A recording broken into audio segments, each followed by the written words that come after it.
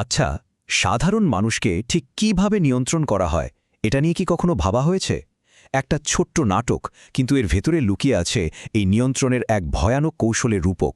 চলুন আজ আমরা এর গভীরে গিয়ে দেখি।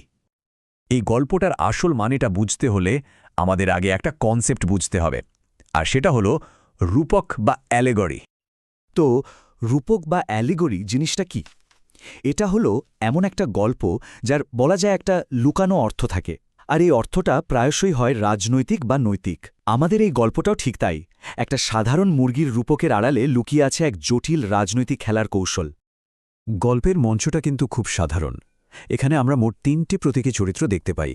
একজন হলেন খুব ধূর্ত এক রাজনৈতিক নেতা, তার সাথে আছে তার অনুগত সহকারী, আর সবশেষে হল জনগণ, যাদেরকে এখানে একটা মুরগির প্রতীক হিসেবে দেখানো হয়েছে। এবার আসা যাক রূপকটার একেবারে কেন্দ্রে, মানে নেতা চরিত্রের বলা সেই নির্মম দর্শনটার দিকে।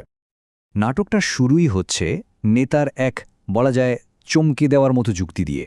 সে বলছে মানুষ নাকি উন্নয়ন চায় না। কি চায় তাহলে? চায় নির্ভরতা, মানে অন্যের ওপর নির্ভরশীল হয়ে থাকতে।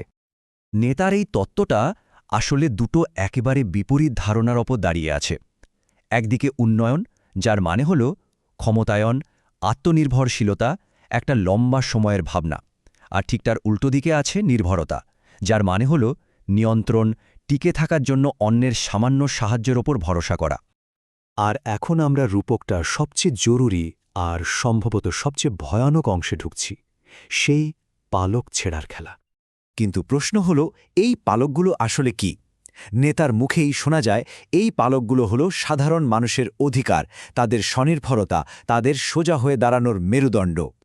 প্রথম পালকটা ছেঁড়া হয় বেকারত্ব তৈরি করে, এমন একটা পরিস্থিতি বানানো হয় যা মানুষের মধ্যে শুধু হতাশা বাড়িয়ে তোলে। এরপর ছেঁড়া হয় দ্বিতীয় পালকটা। স্বাস্থ্য ব্যবস্থার মতো জরুরি পরিষেবাগুলোকে একেবারে ভেঙে দেওয়া হয়। এতে মানুষ শারীরিকভাবে আরও অসহায় হয়ে পড়ে।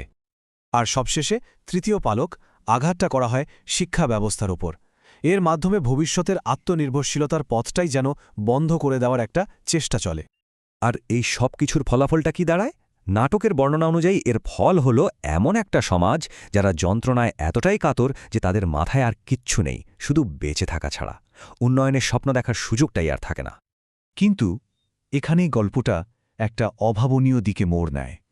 যে অত্যাচারী, সেই এবার নিজেকে হাজির করে এক নতুন রূপে। এই অবস্থায় নাটকের সহকারী একটা খুবই স্বাভাবিক প্রশ্ন করে বসে, যে মানুষটা এত কষ্টের কারণ, লোকে তাকেই বা কেন ভোট দেবে? আর এই প্রশ্নটাই নেতার সেই কুখ্যাত মাস্টার স্ট্রোকের মঞ্চ তৈরি করে দেয়। আর নেতার উত্তর? এখানেই তো আসল খেলা। তার এই একটা লাইনেই যেন পুরো কৌশলটা পরিষ্কার হয়ে যায়। চলুন দেখে নেওয়া যাক সেই খেলাটা আসলে কি। তো নেতার সেই মাস্টার স্ট্রোকের আসলে 3টে ধাপ। প্রথমত, মানুষের অধিকার কেড়ে নাও, তাদের মরিয়া করে তোলো। দ্বিতীয়ত, তাদের হাতে একদম সামান্য কিছু সাহায্য তুলে দাও। আর সবশেষে নিজেকে তাদের একমাত্র ত্রাণকর্তা, একমাত্র ত্রাতা হিসেবে প্রতিষ্ঠা করো। এর পেছনের মনস্তাত্ত্বিক চালটা একবার ভাবুন তো, যে নিজেই যন্ত্রণার কারণ, সেই নিজেকে যন্ত্রণা মুক্তির একমাত্র উপায় হিসেবে সবার সামনে তুলে ধরছে। কি সাংঘাতিক, তাই না? তাহলে এই পুরো রূপকটার মূল প্রশ্নটা কোথায় গিয়ে দাঁড়াচ্ছে? অধিকার নাকি দান, কোনটা আসল? নেতার বলার শেষ লাইনটাই হয়তো তার পুরো রাজনৈতিক দর্শনের সার কথা।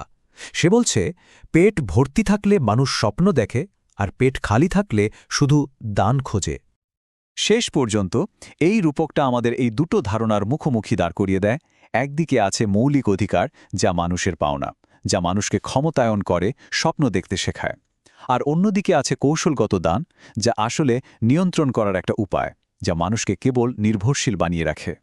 আর নাটকটা শেষ হচ্ছে এক মারাত্মক সতর্ক বার্তা দিয়ে, যে ব্যবস্থা কাউকে পালকহীন করে দেয়, তার দেওয়া সামান্য চালকে যেন ভালোবাসা ভেবে ভুল না করা হয়। আর এই বিশ্লেষণটি শেষ হচ্ছে নাটকের এই চূড়ান্ত ভাবনা দিয়ে। তারা দানা দিচ্ছে পেট ভরার জন্য নয়, শুধু কোনোমতে বেঁচে থাকার জন্য, যাতে মানুষ আগামী ভোটেও তাদের কাছেই ফিরে আসে। এই রূপক